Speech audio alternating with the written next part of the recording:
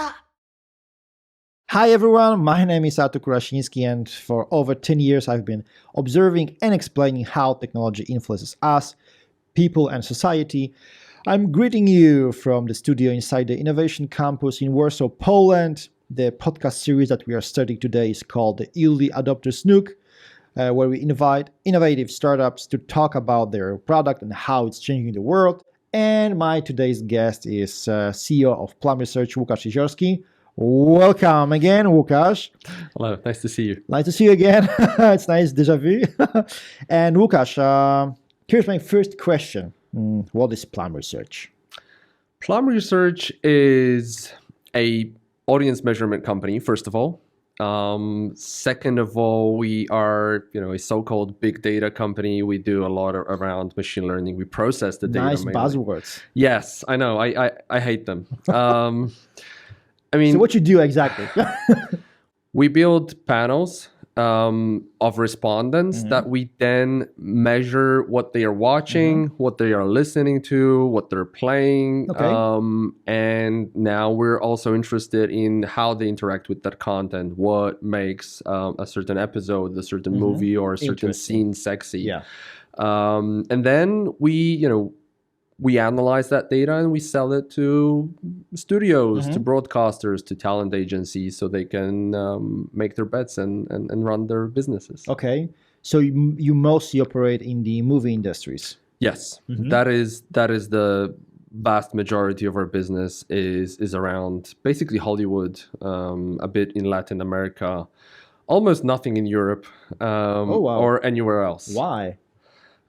We just started with the US. Hollywood was LA was the first logical step. Exactly. It was the most reasonable one instead of starting locally, go big or go home at the same time. Plus, they knew exactly what they want. They, all of the technologies aspire to reach people within the studios, within the, top enterprises within the industry. So they know all the businesses, and their feedback was really direct. There was no smooth talk. They helped us shape the product. They helped us shape the whole business idea around what we want to bring to the market. So that is it. At the same time, we were looking for a customer like that. We were looking for a big first customer that would be able to help us to bring the product to market. So instead of trying to build up a solution for an industry that we had no idea about. It made a lot of sense to ask the customer. Yeah, that's America. That's why I love Americans. They very easily cut the BS and go straight to the business. So, yeah. So Hollywood rules. Okay. So Plum Research is an analytical tool for subscription video on demand. Is this correct? Yeah, well, Plum Research is a company behind various products. So we have a product called Show Labs, which is basically like a dashboard servers where, as I said, studios, broadcasters, and even small production companies come in and can say, okay, what works on subscription video on demand? What works on, on the sort of advertised-driven video on demand? What drives the transactional video on demand? Okay. And so the electronic sell-through, similar to iTunes, for instance, right? Yeah. Where you buy a movie, or your like IPTV provider, your cable network, where you buy a movie for a certain period of time, which is like 24 hours usually, or 48 hours. And you basically rent it. Yeah, like back in the good old days. Like Netflix. Yeah. Yes. But you don't have to rewind the tape. That's the good part. Yes. And you're not fined for rewinding the tape. Exactly. So basically, Show Labs is our major product. We have additional products, one for the music industry. We have one for like joint industry committees where we work with like government entities, where we bring in our know-how, our hardware also, and software into the chase to measure the local ecosystem and be the currency in a certain market. We are now also launching a consumer solution that will help you find the content that you really want to watch in this huge lake of content, because people are spending over an hour a day on average globally to Completely look for true, yes. exactly to look for content to watch. Now, because we have so much information, what people are watching and who they are, and we basically sell it, we sell it to studios, we thought, okay, how do you actually make this also a consumer product? Because not only the studios want to find out what to produce, but then once we have so much content produced, it's also a matter of helping them reach those customers or find customers what they are actually looking for. So we've built a recommendation algorithm that is completely different. It's actually based on the bioscience. Actually, it has. Oh wow. It's a completely new approach that I don't really want to speak about too much, but it's lovely and it works great. So it's basically launching within the next couple of weeks. I don't know when this will air, so I'm not gonna say the exact date. But yeah. Okay, so yeah, because what you just said is very interesting. Because 2 days ago I spent not even an hour, I think it was 2 or even 3 hours, looking for new content. And if you will provide website, maybe an app that will show me that I have to buy or rent video from this distributor, right? This channel, this whatever producer. I will even think about paying a subscription because I'm interested in this new season of The Crown, and it's on Netflix. Yep. And if I want to follow the Mandalorian, I would have to buy a subscription from Disney. So it is something that I think your business model will be fine. Yeah. So first of all, the platforms obviously have great recommendation engines, but often their scope isn't about actually suggesting you content that you want to watch. Obviously, Within they're the businesses. platform. So yes, often the intention is to Lock you up. yeah. So the vendor lockup is one thing.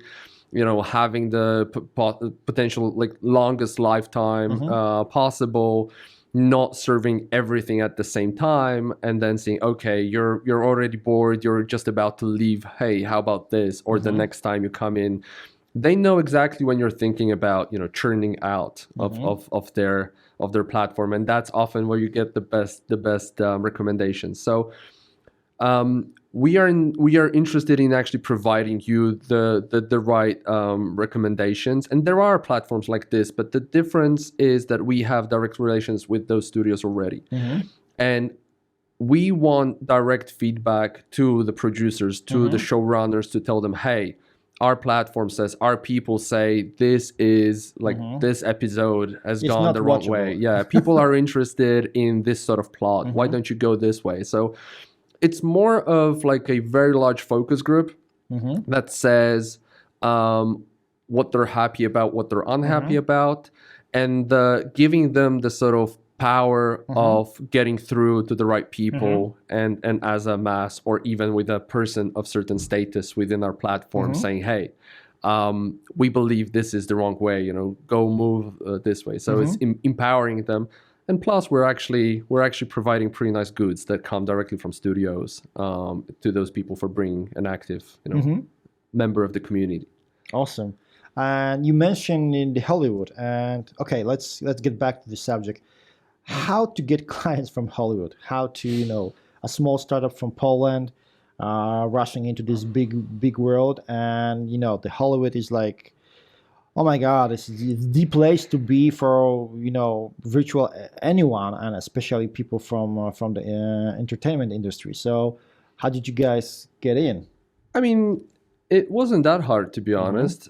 First of all, almost everybody I reached out to was pretty open to having an opening conversation. Of course, as long as my pitch was good enough to get through. And this was mainly done through cold mailing. That's interesting. Yeah, so I was cold mailing a lot of people. I was figuring out their positions, their emails, basically via LinkedIn. Okay. Then I was trying to get direct to either them or their assistants, and then figuring out, either a call or an in-person meeting. One of the great in-person meetings I've had was from a person who was running the research, like the research team. It was like a very, very high-profile person with one of the studios. I met her at MIPCOM in Cannes. We've had a great conversation.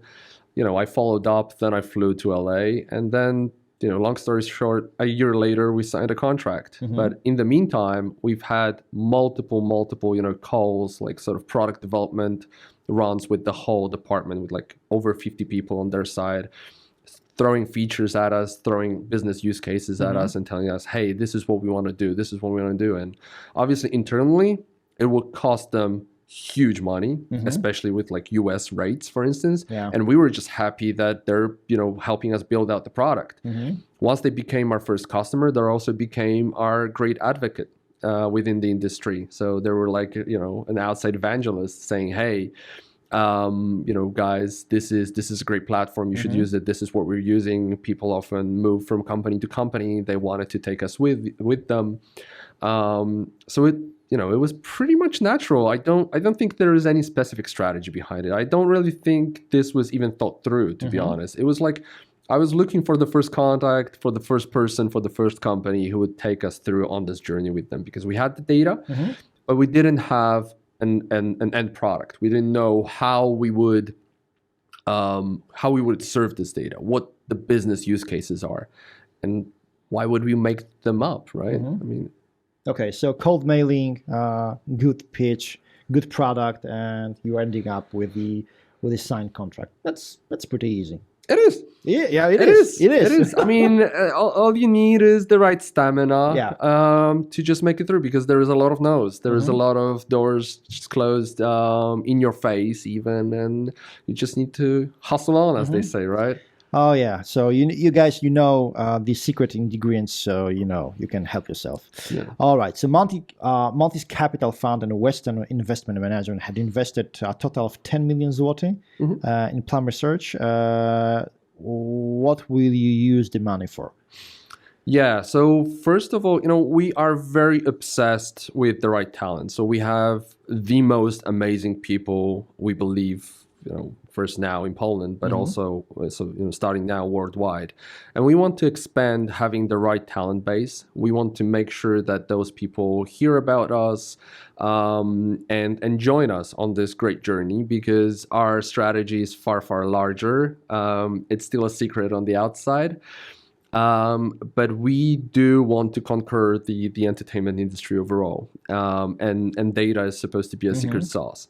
So this capital is mainly used out for building out products, entering new markets, which are, for instance, Asian markets, which are very, very culturally different. The time zone is like, for instance, in Japan it's like +10. So by the time I get up, they're already done with work. So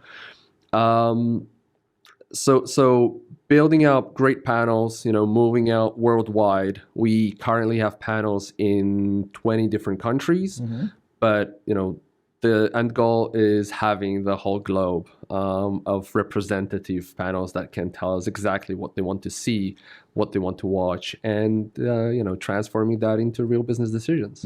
Okay, that's very nice. Describe your perfect client. Oh, wow. A perfect client is probably the one that, gives us constant feedback. So we're not really shocked at a certain moment that something happened and we didn't know about it. So communication is key, obviously. I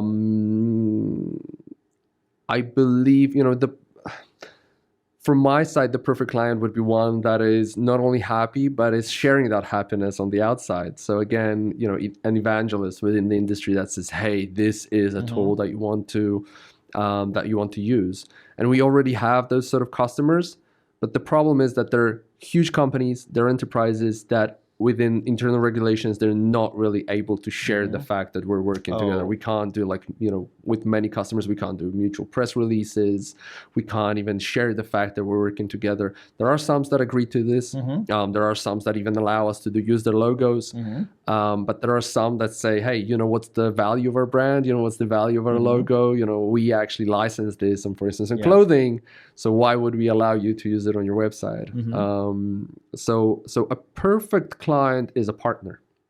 A perfect client allows us to build the product along with them, and allows us to grow together. Okay.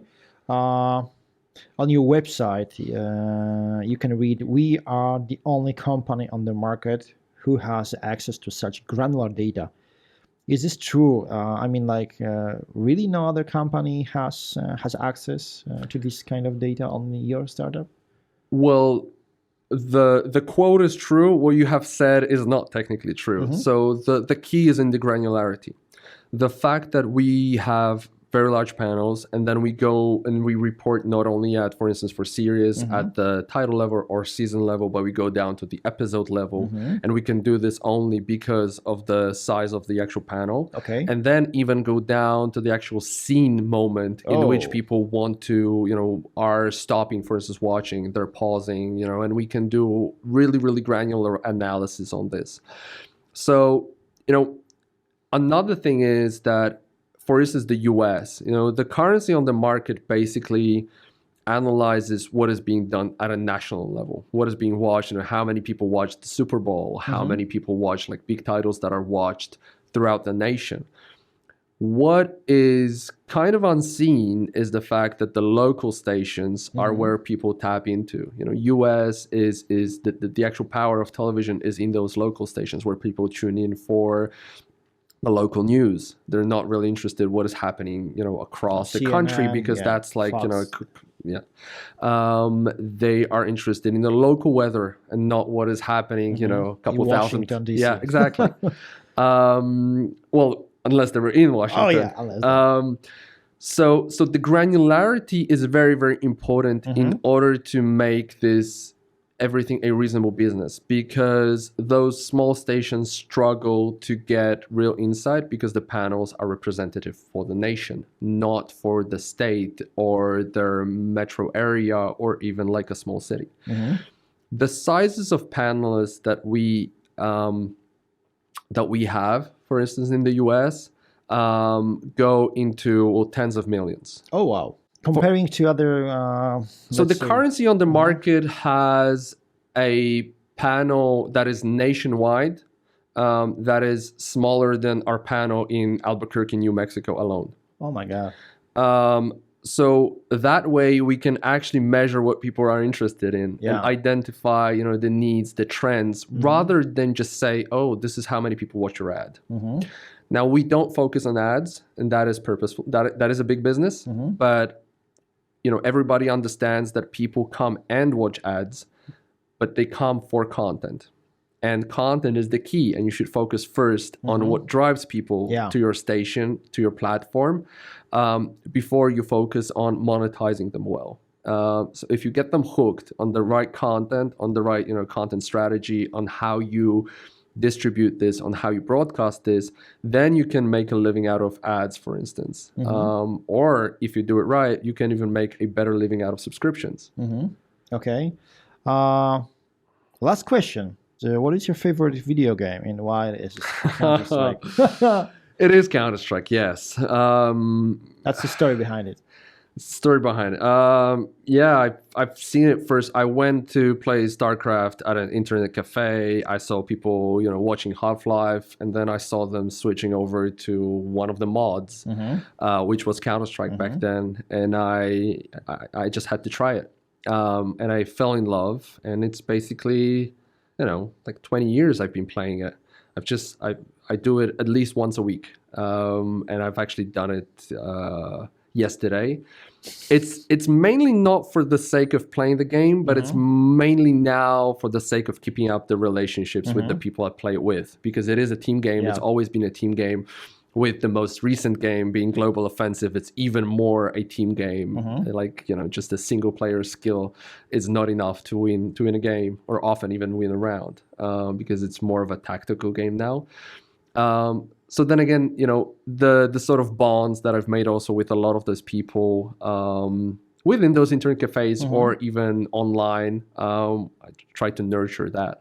And yeah, we still try to at least once a week play for 2 or 3 hours. We've actually even just recently did like a LAN party ourselves. Really? Yeah, like the old school back days. We try to do it at least once a year. So we do the bring your own computer. Yes. We either rent a place or just one of us just gives a place. And we do a LAN party, yeah, and we go all day, all night long, right? Because we don't play within the day. We go all night long. Yeah, I mean, I remember the LAN parties that lasted for like 3-4 days, right? And yeah, back in the days, yes, yeah. It was something. All right, so you were active gamer. Still, you're playing video games. I was, yes. I mean, I actually had a business around this. I back in the days when I played far too much. I was active within the community. I was writing posts for like Counter-Strike PL. I was, a moderator at the board. I was then working for Clanbase, which was like one of the leagues back in the day, like prior to ESL. Yes. I was very active. I was like the World Cyber Games judge and so on and so forth. I pretty soon came around that I won't be a pro player. So I started either managing teams or doing things on the back end. So for instance, becoming like a judge or like a ladder supervisor, it was called back then. And then also had a couple businesses around this too. But I'm not really a fan of building businesses where you are the client. I don't really believe that works. For me, it didn't work. Many of the businesses I see don't really work. Where when you are the client, you're too biased. Yeah. And I'd rather focus on the sort of strategy and putting a certain methodology to building a business, whatever the industry is, rather than thinking that this is great. I love this, so yes. It's gonna be perfect. Must be his. Yeah. So I'd rather be like an interim CEO of anything and just build things out. And I am a product manager by heart, so I love building things. So yeah. Okay. Oh my God, what a story. Thank you very much, Łukasz. My today's guest was Łukasz Jeziorski, CEO of Plum Research. Once again, my name is Artur Kurasiński, and this is the podcast about early adopters, technology, and change. Please like, share, leave a comment below. This will help us get to the broader audience. Thank you very much, guys, and I hope to see you next time. Thank you again. Thank you. Boom.